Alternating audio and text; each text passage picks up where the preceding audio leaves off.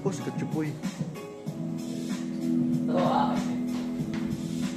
Tira, Jem.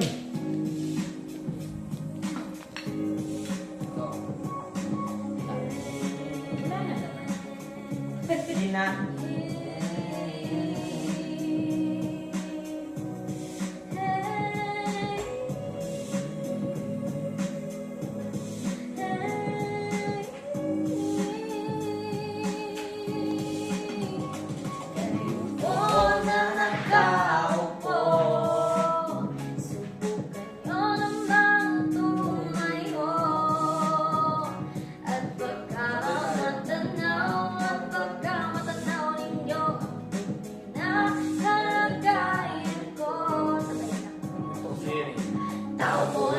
Kayo sa loob ng malaking bahay at malawak na bakura, mataas na pader, pinapaligiran at nakapilang mga mamahaling sasakyan. Mga batay na laging bulong ng bulong, wala namang kasal pero marami nang nakabaro. Lumakas man ang ulan ay walang bukas ang bubong, mga plato at kutsara na hindi kilala ang tutok. At ang pangin sa sibukin ang lakas na nasa kapon, at kahit na hindi paso sa lamesa ay may hamon. Sarap siguro manira sa bahay na ganyan, sabi pa nila dito mo rin matatagpuan. Tao na nagpapayari ng isang upuan na pag may nagkakaroon pinag-aagawan. Kaya naman hindi namin nakakawala kung makikita ko lang sa kaya ang sisigawan. Kung na nagkaupo, subukan nyo naman tumayo.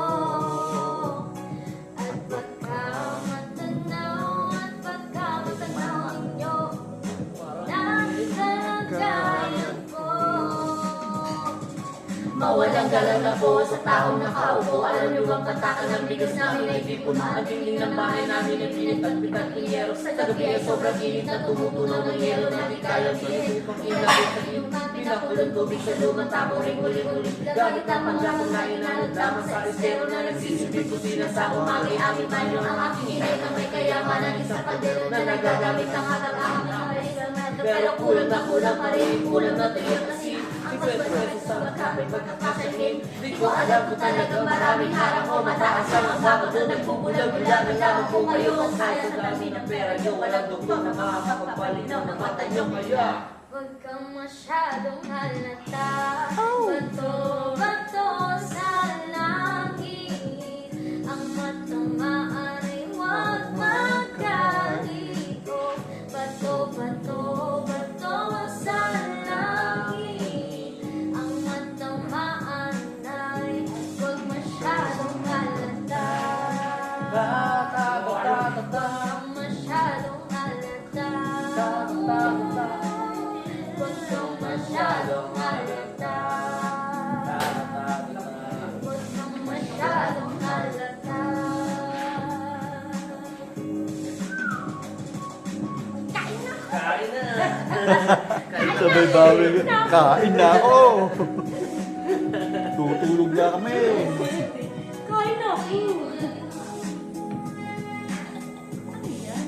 Puro sibuyas. Hindi ako na boy din. Tayo, sir. Ha? Boy. Ay talaga yan. Huli talaga nila ni Okay lang ako sa prito eh.